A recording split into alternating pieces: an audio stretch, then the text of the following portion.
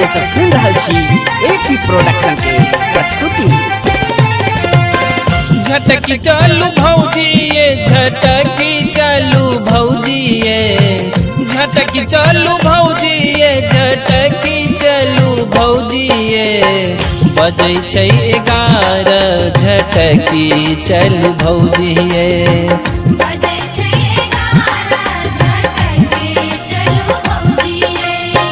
झटकी चालू भौजी ये झटकी चालू भौजी ये बजै छै 11 झटकी चालू भौजी ये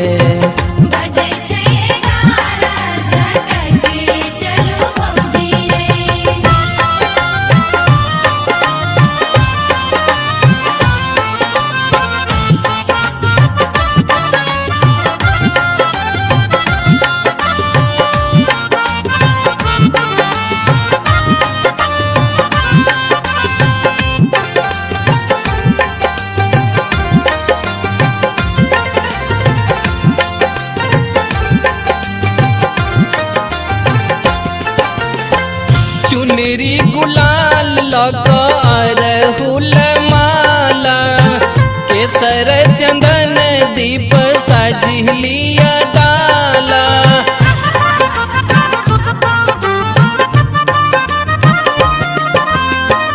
चुनरी गुलाल लगा अरहुल माला केसर चंदन दीप सजलिया डाला होई छैया बेर कोना आरती देखे बैये बजै छै 11 झटकी चलू भौजी ये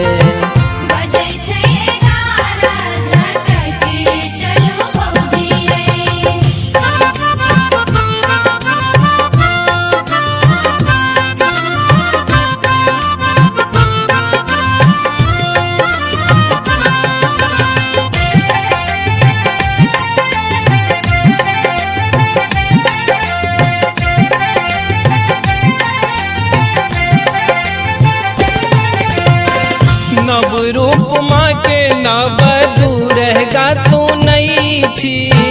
क्यों ने दुआर पर खाली देखई छी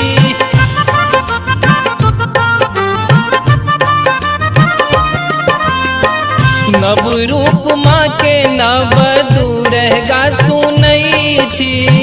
क्यों ने दुआर पर खाली देखई छी चलो दोनों जोड़ कर उनके समांगब ये बजै छै 11 झटकी चलू भौजी ये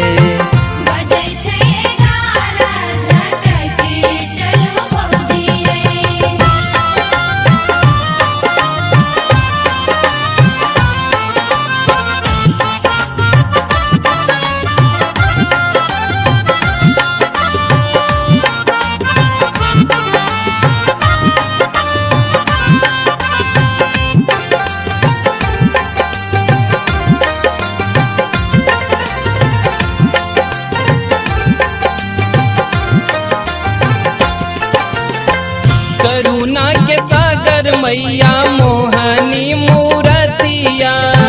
भक्तक भीड़ भारी झूमे भैरव भैया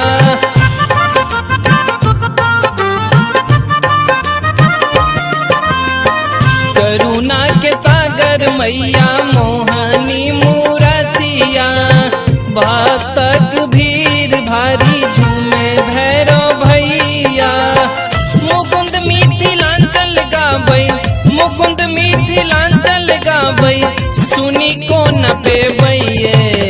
बजै छै 11 झटकी चलू भौजी ये